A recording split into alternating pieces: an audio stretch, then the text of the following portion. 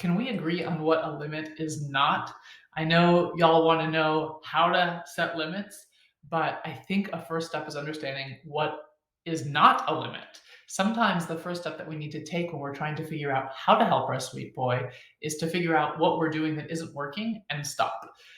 Today, I was interviewed for an online summit, and I was speaking with the woman who was running it, and she's a therapist, and we were having this conversation about limits.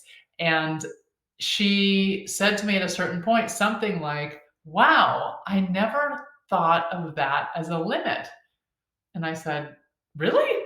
Well, what do you think of as a limit?"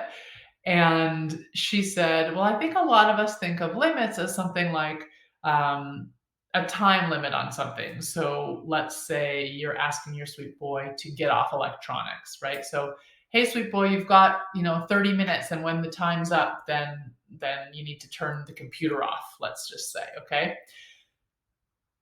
that could be a limit, but if you're watching this video, I'm guessing that you have a boy like mine who, when you say 30 minutes is up, time to get off the computer, he doesn't turn to you and say, like, "Oh, thanks, mom. Thanks, dad. I really appreciate the reminder. Yeah, I was really getting sick of this. So thanks for reminding me that it would be a better choice to go outside and move my body a little bit," right? That generally doesn't happen.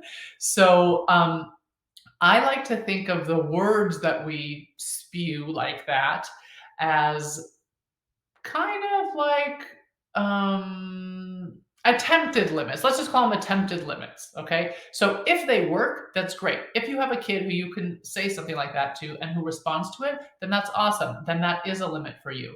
But if you know that when you say it's time to get off the computer, that there's going to be a big upset on his part, then that limit isn't going to work. And one thing that we do all the time as parents is we hope and pray that this time it's going to be different. So you state the limit, and then you hope that when that timer goes off, or when you realize a half an hour has passed and you're going to go remind your sweet boy that it's time to get off, that everything's going to be copacetic, but it's not.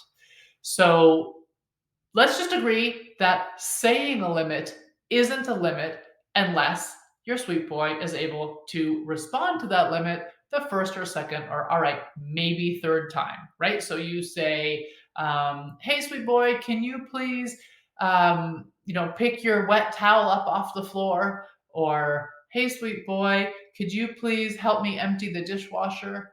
And let's say you ask any of those things a couple of times, three times, and he ignores you, or he makes a comment, or he walks away, or he has a big tantrum, then that isn't enough of a limit. That's not a limit. It's just a pipe dream. It's just a wish, a hope, a prayer.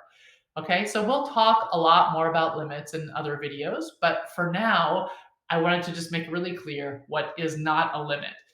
So if you recognize yourself as a parent who sets limits in this way, in other words, hoping and dreaming and wishing and throwing words out there, tossing them out and hoping that they're going to be well received, I would like to challenge you this week to practice noticing when you say those words, realizing to yourself, you don't have to say anything out loud, just realize to yourself, like, okay, I'm noticing that he's not able to comply with my request, let's just say. And then you think to yourself or ask yourself, what could I do in this situation to make things different? What could I try different that I've never tried before?